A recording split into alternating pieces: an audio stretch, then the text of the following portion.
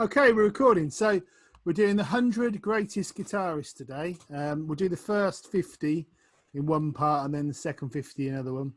So what do you think makes a great guitarist, Kev? What makes a great guitarist? I don't know. It's I don't know. It's a weird one to always think of people as like a guitarist. I remember Stanley Clarke said he's number one, he's a musician. Number two, he's a bass player. I quite like that. You know, I think for me, I mean, it used to be when I was a kid. It used to be like who was the fastest, flashiest person with the best technique. But now I think it's the person who's got the most character in their playing. I like character musicians, if you know what I mean, like ones that, you know, like a Brian May or a Robert Fripp or something like that. You can really hear, you know, and you know, like St. Vincent is now and people like that. So doing something different. Yeah, something that's more. I think it's a weird time because the level of guitar playing is massively. I think it's some incredible musicians about at the moment, especially in the prog metal scene and stuff. But a lot of them, they don't have the distinctive character, do they? I think the chops are there, but they don't stand out enough, do they? One thing I will say at the beginning of this, because I don't actually know who's on this list. Matt's going to read them out, but I'm guessing there's going to be some technically amazing people, and I just want to stress that in no way am I ever saying I can do anything that these people do. And also, if anyone's on this list, they're not good. You know, they're interesting musicians, aren't they? So yeah. No one's going to be it's rubbish. So the Rolling Stone 100 guitarist list, as voted for by lots of musicians and Rolling Stone magazine contributors. So the musicians include Thurston Moore, Black Keys, Weezer, Richie Blackmore, Billy Corgan. Okay. So lots of people. So the first one we've got number 100 is Lindsey Buckingham from Fleetwood Mac. Okay, yeah, all right. Interesting guitar player. I like the picking technique with the the banjo style picking. I like that. Yeah. No, I mean, Fleetwood Mac's a weird one, isn't it? Because I think everybody thinks of it as this kind of like AOR, kind of quite light thing. But there's definitely some ideas in there. Tusk's good, yeah. And I like Rumours. I had Rumours on the other today actually. Number 99, Thurston Moore. Yeah, it's Thurston Moore, isn't it? Yeah, so really innovative, and I think in terms of influence over the course of sort of indie rock and stuff, probably a bit more. I mean, I suppose it's, you know, he's hugely influential now, isn't he? Really, I mean, the last 30 years of guitar, he's been very influential. And I'd say probably as time went on, when we were 13, 14 years old, and as all 13, 14-year-old boys, you know, depending on your persuasion, you always think you're going to find your next girlfriend or boyfriend by playing flash guitar in front of neon dragons. You think that's the way forward, you know, spandex and all that. And then as you get a little bit older, you realise it's probably, you know, the more interesting kind of players. Thurston Moore's probably a bad example for that because he's had a few problems, but he's certainly influenced Nirvana, and you know, I think there's lots of sort of more recent guitar bands are influenced by Thurston Moore. So okay, so number 98, Alex Lifeson from the Mighty Rush, who I think's a great guitar player. I don't really know that much Rush. I know the classics. Well, Time Stand is probably 80s tracks ever written. I think Rush, one of those bands that had two eras. The 80s stuff's great. Is the stuff I like most of all, like Subdivisions and you know, that sort of era stuff. But the 70s stuff, like Hemispheres, I was really into. I had Hemispheres on tape when we were kids, Kev. I used to listen to that a lot. I remember you playing it back then and just like La Villa Strangiato and that stuff. I used to be really into the trees. I remember saying at the time, like, is he singing about trees? Yeah, the trees in the forests. But the 80s stuff is the stuff I listen to. I don't really listen to a lot of I tend to listen to Moving Pictures onwards, but he is a very progressive guitarist that influenced, like, you know, you got a lot of the prog metal stuff comes from Rush, and then, You know, Metallica were influenced by him, and Billy Corgan's a massive fan as well, isn't he? I think it's definitely, obviously in England as well, but it does seem to be in America. Well, they sort of took like Yes and Crimson and that, and then sort of rocked it up a bit, and it was a lot bigger in like Canada and America. But yeah, I know I love Alex Lifeson. So number 97, Steve Jones from the Pistols. So this is one that I would say is in terms of influence, I suppose, weren't it? You know what, the Pistols? It's really interesting because we've always spoken about this as well, about the thing of like, you know, not being a virtuoso. And I think sometimes a lot of interesting things come out from when people are trying to be one thing and they're not good enough to do it. Because I know from like things I've read and you know, things I've watched and things that Steve Jones and the band themselves, the Pistols, were really into like the Small Faces and Bowie and things like that. And I think that's what they were trying to sound like, but they weren't good enough to sort of have any proficiency at it. And it ended up being that. I think Nevermind is a heavy metal album. Really, it's a very good heavy metal album. Bodies is my favourite song on it. Oh, that's amazing, yeah. Yeah, and you know, I think songs like Bodies, you can see where, you know, the Dead Kennedys and Bad Brains picked up that sound. So, interesting as well from a recording engineer point of view.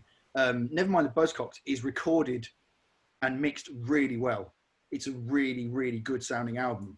It is. It's a huge sounding record, and it's surprisingly slow. Nevermind the Bollocks, isn't it? It's got it's surprisingly ploddy and slow. Apart from Bodies. Did I just call it Nevermind the Buzzcocks? Anyway, whatever. Bruce Springsteen's next, 96. Interesting. Yeah. I don't really get him, to be honest. It's not that I don't like him. I don't know enough of his stuff.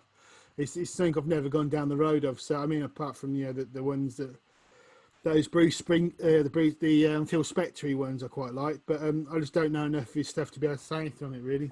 I know a fair bit. I'd never put him down as. I mean, he's a good guitar player. If this is a list based on guitarists, he's definitely a good guitar player. I wouldn't necessarily say I ever think of Springsteen or his music and say, "Oh, it's the guitar that really gets me." You know, it's he's a good example actually of all of the components of the song, or the musicians involved in the song serving the song. Yeah, I mean, great. Yeah, he's just I just don't know.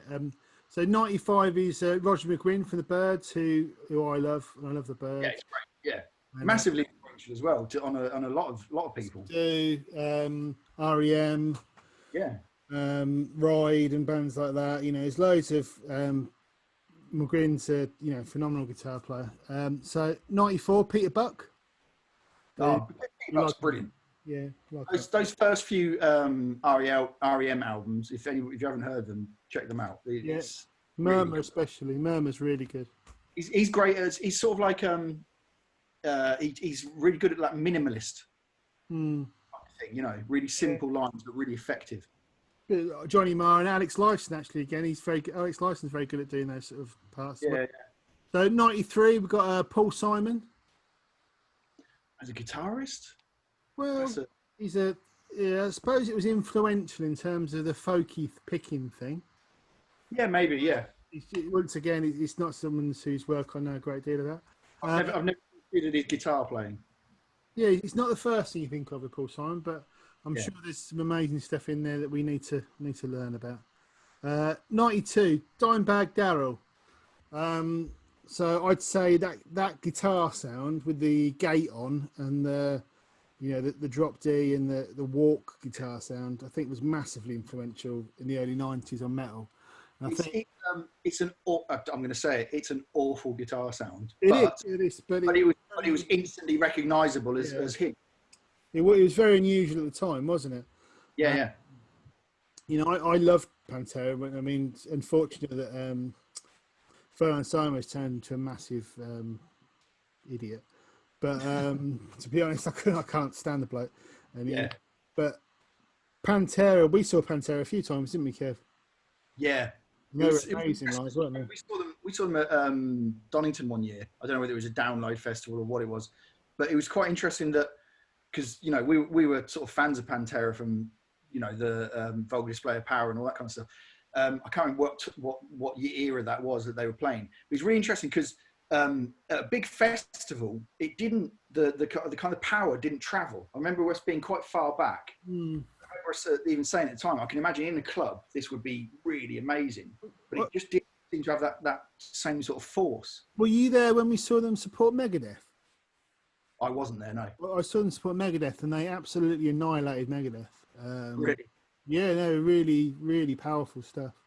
But yeah, he was a great guitar player. I mean, I think he was. But basically, what a lot of the metal bands that followed, really sort of there was that breakdown thing. It was a massive thing. The Dimebag Daryl and Pantera breakdown thing, and also that gated, stoppy, starty guitar sound. And then what bands sort of carried on doing, they detuned it and went down to C and B, and carried on from there. But he's a. Also, he's got a funny ZZ Top thing to his playing as well. It's weird, sort of tech boogie thing going. It's quite an unusual guitarist. So next, Tom Verlaine from Television. Awesome. Yeah, love Tom Verlaine. Love Tom Verlaine guitar playing. Yeah, well, when we did Spooky Action, he was the. We always talk about Marquee Moon, weren't we, in Television? So just really, that whole album, Marquee Moon. It's just the guitars are just unusual. They intertwine, don't they? And they got which is a bit of a weird one because Richard Lloyd's known this. So I always think of Lloyd and Verlaine as a sort of guitar duo, a bit like Adrian Smith and Dave Murray, or Ed O'Brien and Johnny Greenwood. So that sort of. They're not necessarily individual guitar players. It's about the interplay of the two guitars, isn't it? Yeah. That's true.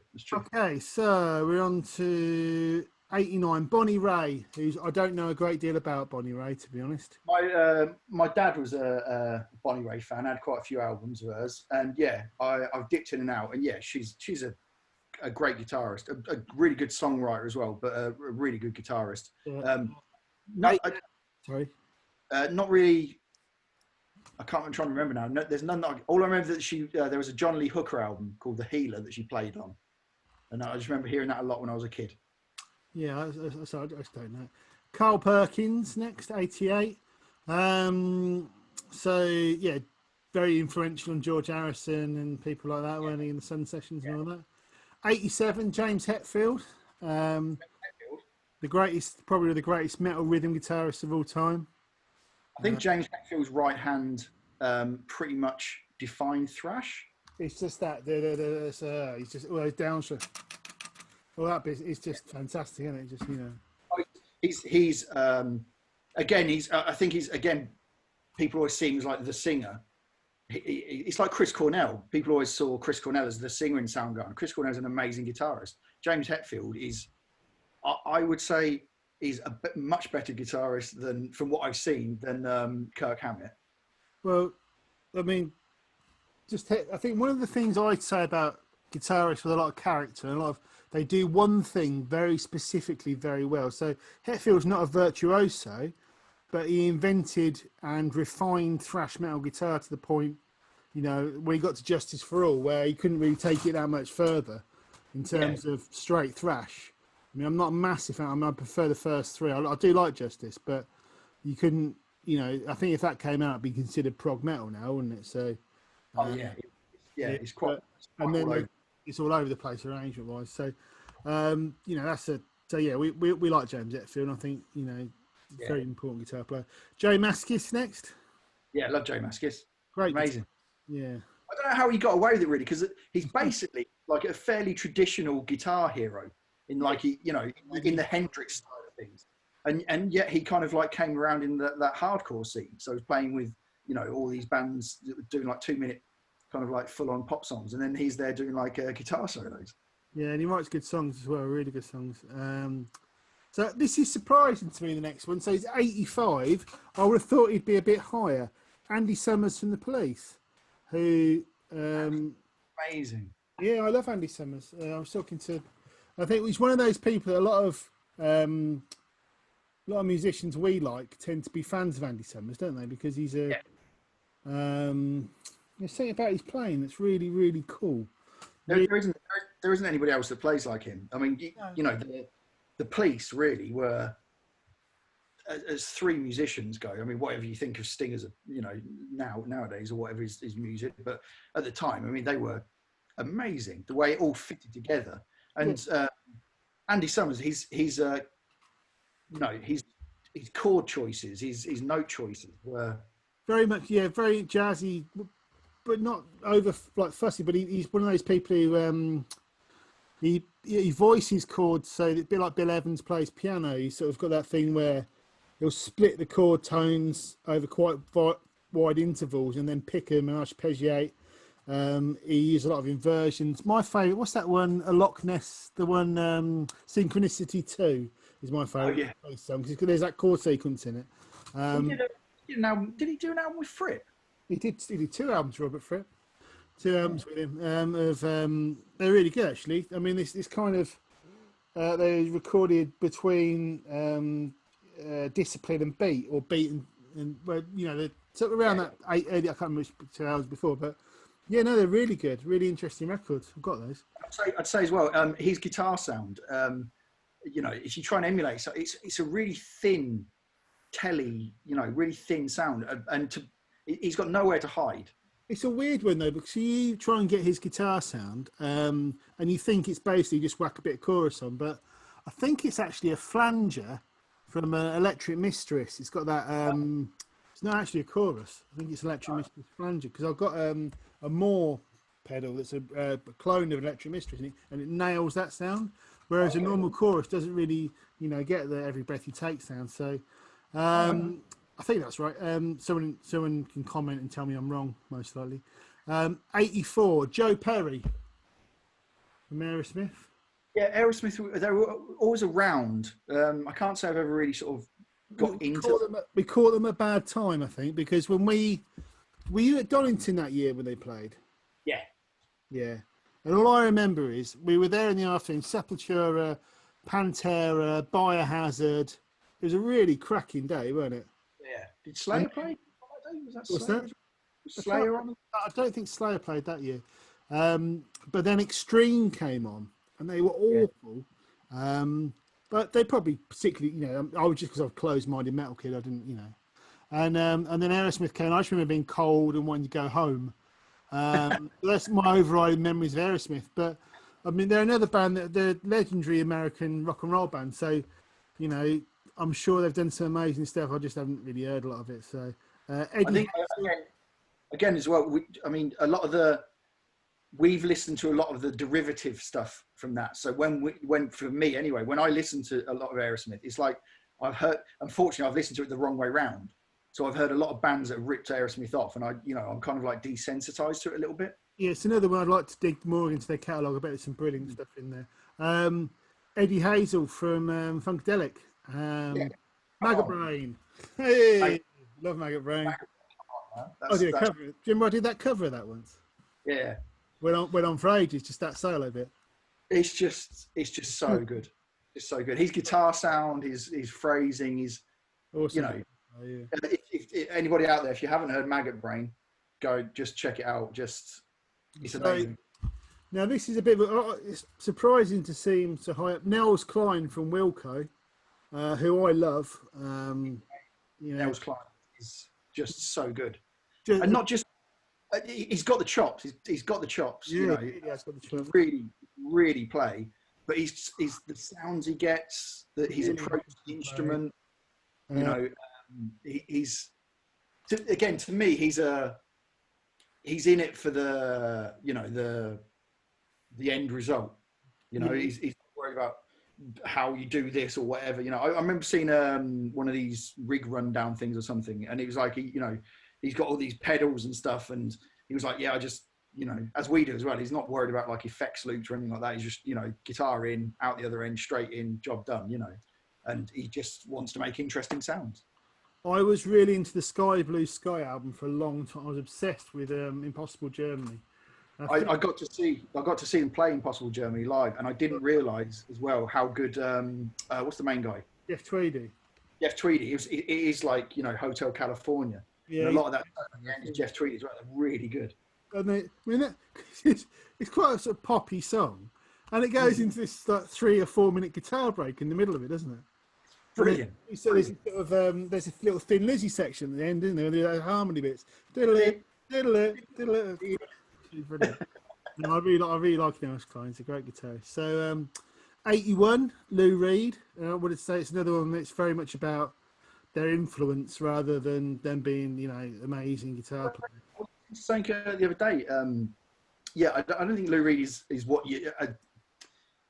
as a guitarist, I'd say, yeah, definitely massively influential. Probably has had an influence on more people than a lot of other big guitarists, but in a kind of like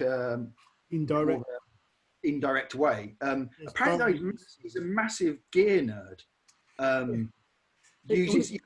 When they reformed one year, and there was all like, John Cale with his, and Lou Reed, I think it was at Glastonbury or something. I can't remember what it was, but Lou Reed's there with like a Steinberger with a massive glass cabinet behind him with like rack effects in it and stuff, and then it's playing like Waiting for the Man. Because it's the antithesis of Velvet Underground called the Steinberger, isn't it? Yeah, it's absolutely, yeah. A hard instrument to rock and be cool with, isn't it? I mean, I love Steinbergers. I'd like one, don't get me wrong. But it's not an instrument that's instantly cool, is it? No.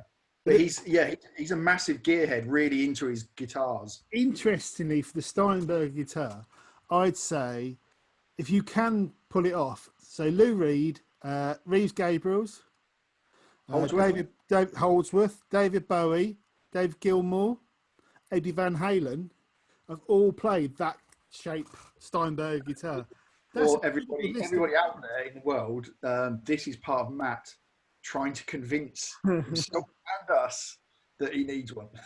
How dare you? It's been years. It's been years. I think it's an instrument that's kind of, it's a hard instrument to look cool and play, isn't it? Because it's sort of like, it looks like a cricket bat. But, right, okay. So, 80, Buddy Holly. Once again, contextual influence. It must have been massive at the time. Massive. Hard to appreciate from a distance, isn't it? But there's no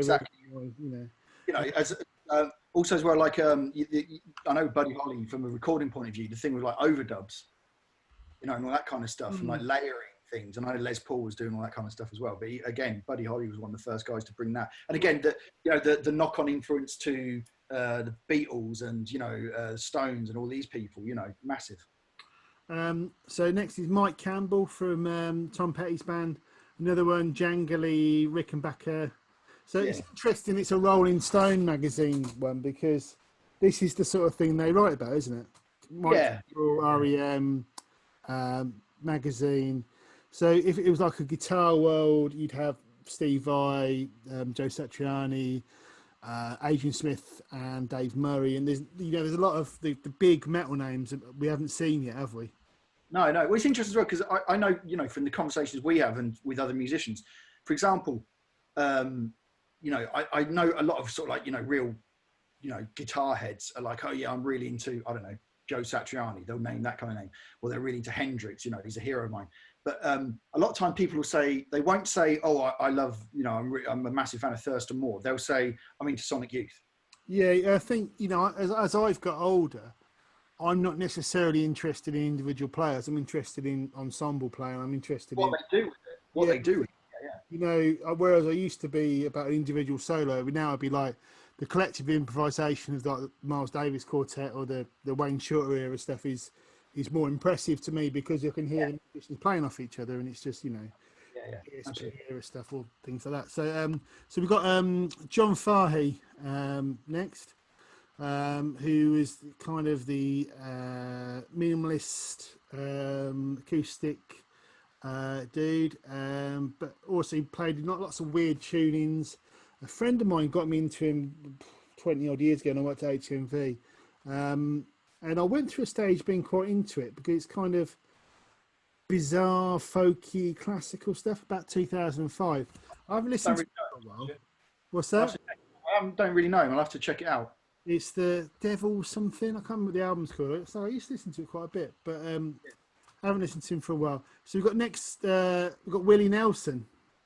Oh yeah, Willie Nelson is an amazing guitarist. Again, he's one of those, you know, everybody knows him for the songs, and you know what an amazing songwriter. But yeah, if you there's some footage out there of him with his band. You know, he's got that acoustic with a massive hole in it because you know. Yeah, that's cool. Yeah. But yeah, he can play, man. He can.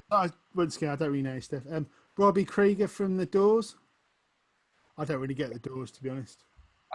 I think, you know, over the last however many years, I've kind of like, I've come to terms with the Doors. I don't own any of their records, but I do think, unfortunately, it was one of those things that when we were kids, it was rammed down as well.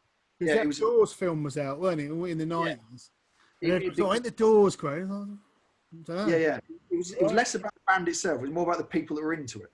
It was like, no, just don't really get it. It was that thing, wasn't it? It's like having one of those. If you walked into somebody's house and they had a Bob Marley poster on the wall, you'd go, "Oh God." Because it's just a very obvious wrestling. I think we both love Bob Marley, don't we? But yeah, massively. Yeah, Bob Marley's an amazing guitarist. He's an awesome guitarist, and you know, I went through a stage a few years back listening to that live album. What's the Live at the Rainbow one? Yeah, there's a magic to that album, and the bloody hell. You know, can you imagine being at that gig? But yeah, I'll take you know, that band was magical. So anyway, back onto the subject. Joni Mitchell next. Like Joni Mitchell, don't we? Interesting chords and tunings. Blue album with Jacob Pistorius on it. Is that right? Yeah. I don't really know. I never really sort of, you know, thought about her guitar playing. I don't, you know. Interesting. No, she was quite an interesting guitarist, and I think she came with quite interesting sounds. Who we got next? Dick Dale. We saw Dick Dale, didn't we? Did. He was very misogynistic. I don't really remember. I think I'd had a few beers, and I don't really remember much about it apart from him being very exciting on the guitar. Yeah. I don't really. I can't remember it. I think I've been drinking. I remember it quite well. He was just quite. He was very old at the time. He was absolutely storming it on the guitar, and he kept making references to women in the audience, stuff about hotel rooms and things like this. And it's like he's like your granddad.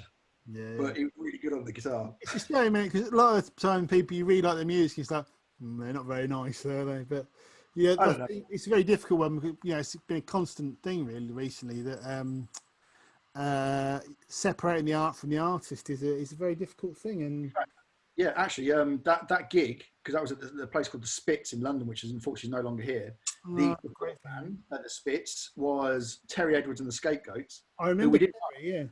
And then years later, we actually, you know, I started working with Terry, became friends with him, and he's now played on quite a few of our albums. He's on two of our records, isn't he? Yeah.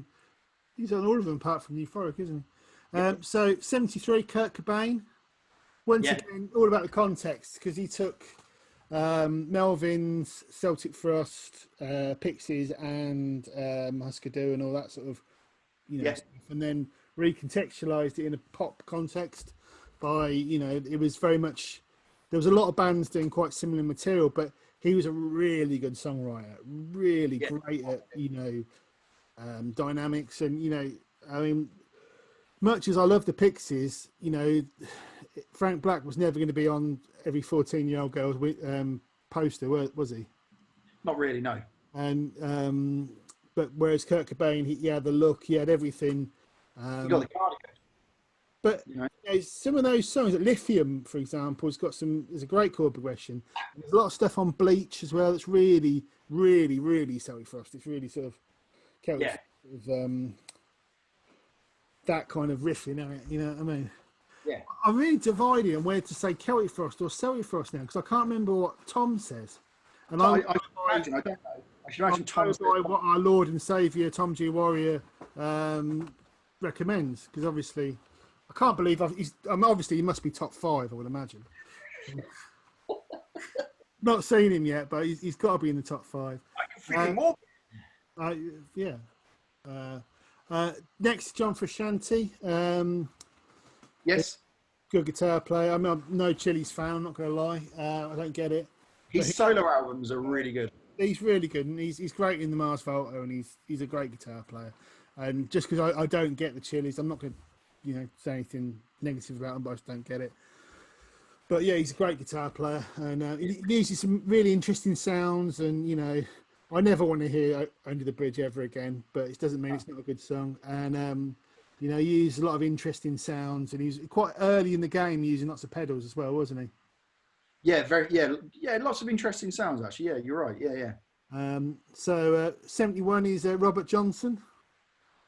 Yeah, I mean Robert Johnson's is. Where are you gonna? Yeah, you're not gonna have any of it without Robert Johnson, are you? So I mean, you listen to it now, and it's like like once a year I kind of go through a little Robert Johnson phase. I did it for a bit, yeah, and there's definitely an atmosphere to those recordings, isn't there? That certainly. As a guitar player, what he plays is like I don't understand. I know it's all different tunings and stuff. I don't how timing, and it just all seems really just floaty. A lot of those blues guys play 13 bars one time and 12 the next and 11 the next. So it's only like in the later on when people formalised it all. But I quite like it, the folksy blues stuff where I do. They sort of tell a story and the guitar moves around with the story, doesn't it? Yeah, exactly. Yeah. So at 70, obviously it's done by a bunch of people. No one would realistically do this, but at 70, above Robert Johnson is Jack White, who wouldn't be anywhere near this list without Robert Johnson, obviously. But Jack White was another one when he first came out, that minimalist thing, and he used a whammy pedal, and he had some great riffs, and he's very charismatic as well. And in context, I mean, I remember we were playing in bands when the Strokes and White Stripes came out, and it was quite a big thing, wasn't it, at the time? So I mean, it was huge. It was a return to sort of like it's like everything, isn't it? I mean, it changes a bit now with the way the internet is, but I think over the years you things kind of get to a level of, I don't know, proficiency or audio fidelity or whatever it is, and then you just get something rawer just comes in and kind of like pushes it out. So Meg White, Jack White, just bare bones, and all of a sudden garage rock was back. Well, it was 2000. Me and you moved to London in 2001. Yeah, it was the Strokes, New York City Cops, White Stripes' first big album, White Blood Cells. I think it was their third album actually, but it was their first breakthrough album, wasn't it? Yeah. And there's all the Hives as well. So there was a big sort of movement, especially if you lived in London at the time, you would be under the illusion that was the only music in the world. Yeah, pretty much. Yeah, yes. There was that and the darkness, really, and there was in the Libertines when we first came to London. When it was I was explaining to somebody the other day, and it sounded like I'd made some alternative reality up. But it did happen. I do think Jack White has been massively influential on a newer generation of guitarists. Yeah, and he's a cool guitar player as well. I'm not being disrespectful. Yeah, absolutely. I mean, there's no one on this list I've thought, it's no good at all. I mean, whilst I'm not for example, with the Doors, I'm not a fan, but you can appreciate it. To me, doesn't. The cat's going bonkers. Just because it doesn't appeal to me doesn't mean it's not any good. He's still a very good guitar player. And I remember on that night, do you remember that Night of the Guitars thing? Yeah. With Robbie Krieger was on that, wasn't he? And he was him, Steve Howe, Leslie West, Randy California. Oh, yeah. Do you remember? And he was on that. And he's quite a good guitar player on that. So 69 is Richard Thompson. Richard Thompson, he's a really good guitar player. Yeah. I mean, my friend David Elliott, sort of the first person to get me into him, really. But what a guitar player, and you can very much hear his influence all over people like Bob Mould and I had the Peter Buck and people like that. And, No, definitely. I had the pleasure of working on the session. It was Rufus Wainwright's mother had passed away, whose name I can't remember, but she was a very well-known folk singer, and they did a big tribute concert to her, and I worked on the recording that was made of the tribute concert. And so we had Richard Thompson was present at one of it, and one of the performances. And yeah, I remember listening to his guitar in solo. The main engineer guy, we had it in solo, and yeah, he is that good. Yeah, he's really good guitar player. Really intense and really And the way, even on the early Fairport stuff, he's really ripping, isn't he? So yeah. But yeah, bizarre, just bizarre and brilliant. So 68, John McLaughlin. So where do you start with him? I suppose he was one of the big influences on me, and probably all of us, really, wasn't he? I'd been playing guitar for about 2 weeks, and then you showed me that video of him playing with the bass player Jonas. Yeah, but I remember he did Blues for LW on it, and I remember looking at it and just thinking, well, there's no point, is there? I might as well just put the guitar down.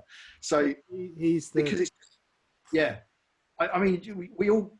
I don't know how everybody kind of understands guitar playing. I don't. I'm not a keyboard player or anything like that, so I don't really know how that works. But for a lot of shredders, they've set up tricks, haven't they? They've got patterns. Exactly. So, what McLaughlin? Yeah, I mean, but he's not doing it. He's actually improvising at speed. Exactly. So, so when you see like your Al Di Meolas and Paco de Lucia and McLaughlin and even Larry Coryell and people like that, I'm sure they've got some chops, but they're improvising. There's really, and there's that fantastic Friday Night in San Francisco one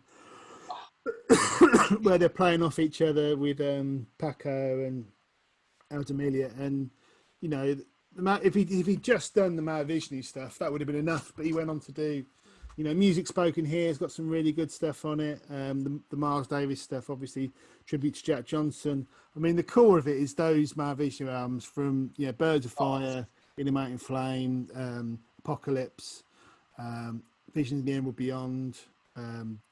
They're I love the rawness of the Mahavishnu. I mean, when we were, I'll speak on behalf of you as well, Matt. When we were kids, we were into all like your thrash and your punk and whatever, and all that. Yeah, exactly, all that kind of stuff. And then, our guitar teacher played us Mahavishnu, and it appealed to us, not because it was like flash guitar playing, but because it was really raw. I mean, they've got those incredibly fast, like linear passages, and none of them are keeping up with each other. They're all just really messy. All over the place, you know what I mean? It's just everybody's going hell for leather all the time. And I think that energy is just, wow, And there's the Dancer Mag, I mean, the chord sequences, the Dancer Mag chord sequence is probably the start of it. But there's these series of chord sequences, and then there's the Hope chord sequence that goes up and up, and there's always ascending chord sequences, and they would, But once again, I mean, McLaughlin's fantastic, but it was the chemistry of that band, wasn't it? It's not necessarily just him. So, there was anyway, we could talk about him all night, couldn't we? So T-Bone Walker, 67, not someone I know particularly well, to be honest. Again, somebody that was in the on the albums my dad used to play. So I'm aware, but I can't say I could pick anything out. Obviously, another, once again, we're all standing on the shoulders of giants, and if it weren't for these guys, we wouldn't have we wouldn't have the evolution of rock music. So I think there's lots of players that are in here for very specific reasons, because they're the ones who open the doors for the rest of us. You know what I mean? So very true. Number 66, Leslie West, whose guitar sound I love. Theme for Imaginary Western is my favourite Leslie West thing. Nantucket Sleigh Ride, obviously. Not particularly flashy, but his phrasing is remarkable. And he's always had an amazing guitar sound. But he was a cool guitar player. Yeah, very much so. Leslie West. Can't remember. Don't know. So next is Slash. So first album I ever bought was Appetite for Destruction by Guns N' Roses. My second album. So he was, I remember there was a video. Do you remember that video live at, what's it called? Have the live at... Oh, it's live at the Roxy or something. Yeah. I remember seeing that when I was about 15 and thinking, I want to do that. Now look at us. Sadly, we never got to do that. That's the first album in the EP. There's an intensity to and his guitar sound, and they're really good tunes, aren't they? Yeah, I mean, for Guns N' Roses, I mean, everybody always says about Slash. Personally, I always, you know, thought Izzy Stradlin as well. It's that, you know, I don't think people always give the you know, the partnership enough credit. Yeah, they're really good, weren't they? Right, number 64, Dwayne Eddy. So you know, I mean, it's one of those kind of artists that is just omnipresent, isn't it? It's just there, you know. It's like a statue. Peter Gunn in it is always the one I think of. I mean, we used to jam on that when we were kids. Johnny Winter next. I don't really know. I love I don't really know. I love Johnny. Yeah, big fan. I've got quite a few of his records. Really, again, he's one of those guys that was at that crossover point with the blues where I think back in the 60s, you had guys that were playing like that kind of Chicago blues, but they still had a lot of the Delta blues in there as well, which personally, I like that a bit more, you know, when it's got, I don't know, a bit more edgy kind of thing to it. But then he just had it with, you know, with a really loud electric guitar. So you had that kind of 60s kind of groove to stuff, and then this really interesting, you know, guitar sounds and you know, guitar style. And yeah, I like Johnny Winter a lot. I must have a listen to some more of it. So 62, Robert Fripp. Do you want to talk about Robert Fripp? Never heard of him. Let's go to 61. So when I first, I mean, I could talk about Robert Fripp again all night. Someone who was actually progressive rather than talking about being progressive. Abandoned the progressive rock format in 1974. Went off and did the minimalist stuff from the 80s. Played with Dildo Eno stuff. Worked with Talking Heads. Worked with Bowie. I mean, he can't. I mean, for me, he's had the sort of best career of any rock artist. Continually reinventing himself and creating different sounds, and never, you know, obviously he's done a bit of a Lap of Honor tour of late, and good on him for that. He's fantastic. I've seen it live, but yeah, I mean, he's without him, I mean, he's another, you know, him and McLaughlin are probably, you know, and also didn't he do the Windows startup sound? I think he did, yeah. Something like that, wasn't it? Yeah. You know, without Fripp, and then like I always liked Fripp and McLaughlin and mixed with like Joe Maskis and Thurston Moore. We thought that's the kind of sound I wanted to do, is a mixture of those two guys. You know, there's that sort of thing. And okay, so 61, Dickie Betts. I don't know a lot about him, but yeah, good. The things I've seen, he's a good player. That's Ron Ashton from the Stooges, 60. Again, kind of like Steve Jones. I would argue. I don't know enough about Ron Ashton, but again, I'd say a lot of it is that kind of almost accidental originality from youthful exuberance. You know, it's very those exciting. guitar sounds. Again, on a technical level, those guitar sounds are pretty awful, but they're not, because they've just become canon now. You know, did Bowie mess up the mix or something? Yeah, well, there was all this stuff about like it was they didn't make it hot enough, or it was too hot or something. I can't remember what it was, but you know, those back then, those kind of guitar sounds are the sort of thing that would have had engineers, you know, screaming and running out of the room. That's recording. But God bless him, he kept going with it.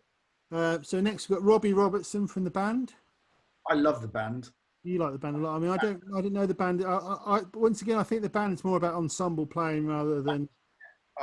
Robbie Robertson's. I mean, he's a good guitarist, but he's not somebody who, you know. But yeah, he's, you know, I like the band as well, but I don't know them as well as you. They're another one that, and I'm sure somebody can correct me if I'm wrong here, but they created this whole persona. Yeah, they created this whole persona of this very folksy Americana kind of southern kind of style, you know, very rural kind of style. But I think Levon Helm was the only one who was actually from the South, and the rest of them were all from like New York or somewhere like that. But they just kind of all fitted into this, you know, traveling band kind of style. I think as ensemble players, they're just up there, you know, just amazing. As we all know, very, very little of rock's storytelling is true. So, Yeah, exactly. There's nothing wrong with it. especially them days, it was done a fag packet by PR, isn't it? So, Exactly. I'm not one to buy into the myths. So, 58. Talking of myths, I mean, someone who was, it's very easy to Peter Green, it's very easy to someone he wasn't very well, basically, was he? He had mental health issues, and he went through some very dark times. His health wasn't great, but it's very easy to mythologise these people, isn't it? Like Peter Green or Sid Barrett or something like that. But there was a magic to Peter Green, wasn't there? An Albatross, and Oh yeah. What's the one? amazing, wasn't What's it called? Man of the World or something? it? Interestingly, I always think Peter Green and Dave Gilmour are influenced by Hank Marvin. Yeah, Got that Hank. It was very English style of blues. English blues is the Shadows mixed with Chicago blues. Yeah, that's. Forget how influential the Shadows were on, and even if they didn't get it direct from the Shadows, via George Harrison and people like that. Yeah. I think if you listen to Gilmour, I always think there's a bit of Hank in his playing, a bit of that sort of. The melodies and it's very clean lines. Very clean lines, and the bends and the tremolo. A lot of them play Strats, don't they? A lot of that generation play Strats, and I think a lot of those people their early singles would have been Hank Marvin and Shadow singles. Yeah. I love the Shadows. Yeah. For me, I love Peter Green's guitar playing, I must say, but I do think that I loved his voice. His beautiful voice, yeah. Really, really cool voice. I used to have an early Fleetwood Mac greatest hits, so I used to listen to it a lot. I used to listen to it with you. Sorry about that. Rory Gallagher next. Someone who I don't particularly know their work, but we did that. Do you remember we did that gig last year, Kev, with the guys from Rory Gallagher's band? Did we? We did. What was it called? New Day Festival. Oh, right. And they were really good. And they had a guy doing Rory Gallagher. It was fantastic. I always meant to go back to Rory Gallagher after that. I've never got around to it, but I will do. Do you know much about him? I don't know. I couldn't name you a song, to be honest with you. He's just one of those people that was, even when we were kids, in all the guitar magazines and stuff, people would mention him. I never educated off there. It's a bit poor, actually. Albert Collins next. Yeah, he's good. Bluesy stuff. I mean, once again, it's just not my area of expertise. I'm not being flippant. I mean, I genuinely don't know. He's another one that's very highly thought of, but I just don't know the gentleman's work particularly well. So, yeah, without being rude and stuff. It's very indicative that Rolling Stone magazine, most of these guitarists are of a certain age, aren't they? Oh, definitely, yeah. I mean, it's quite American centric as well. American, I and there's not a lot of metal players in here. There doesn't seem to be a lot of punk players in here. I would have had Dr. No, I would have had East Bay Ray. Yeah. There's so many Bob Marley. Still a lot to go. Still a long way to go. So we might still get some. John Lennon next. Yeah. Okay. Lennon's he's a good guitar player, but he's very much a songwriting guitar player. It's not his. Yeah. I love the Beatles. Don't get me wrong, but it's not his guitar playing. It's his songwriting rather than. Yeah. His songwriting was always quite unusual, wasn't it? Because I think his lyrical phrasing was unusual, and so sometimes the bars kind of roll over a bit or something like that because they're following his voice, which I always found quite interesting. I like his lead playing on the end of the Abbey Road jam where he's doing he's doing that really aggressive solo. That's cool. Yeah. I mean, but is Paul McCartney going to be here as a guitarist as well? Because he did probably the best lead playing of any Beatles song on Taxman, didn't he? So who knows? Perhaps it'll be on later on. Joe Walsh next. Again, he's a guitarist that he's just omnipresent. He's just been around. He's the Eagles, his own solo stuff. What was the band he was in first? Was it the James Gang or something like that? Yeah, he was in that. Yeah, I mean, I don't really know stuff apart from the obvious material for the Eagles and that. I'm sure if I sat down and somebody sent me a playlist of the best of Joe Walsh, I would know almost every song on there. Yeah, Life in the Fast Lane.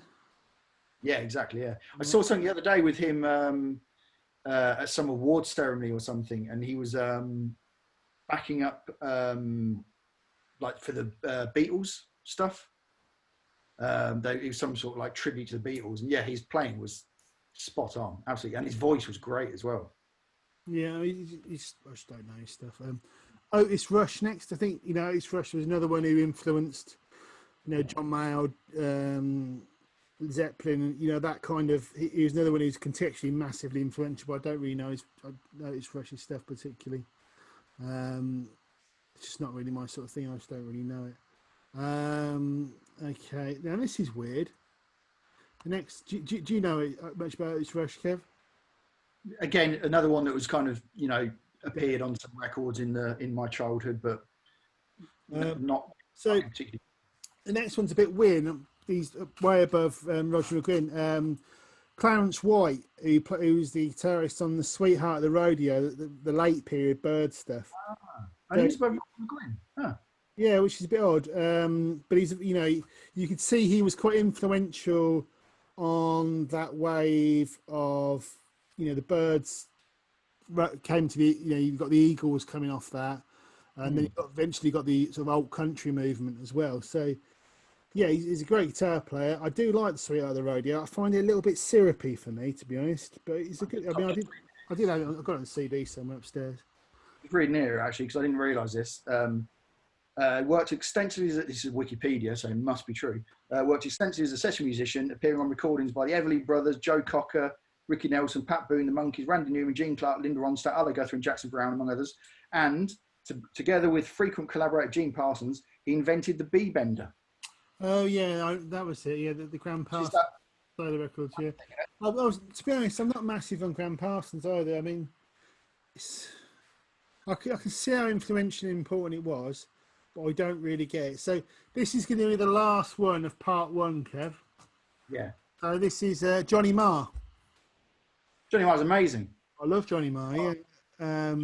For us, as for our generation, I think Johnny Marr is pretty much one of the best guitarists there is. And as a guitarist, he's just, I mean, when people talk about the Smiths, I mean, you have to block out Morrissey, he's to block out Morrissey. But to be honest, I was never a massive fan of Morrissey anyway. I always thought his lyrics were a little bit sixth form. It's difficult because every year he finds another way to make himself more embarrassing. So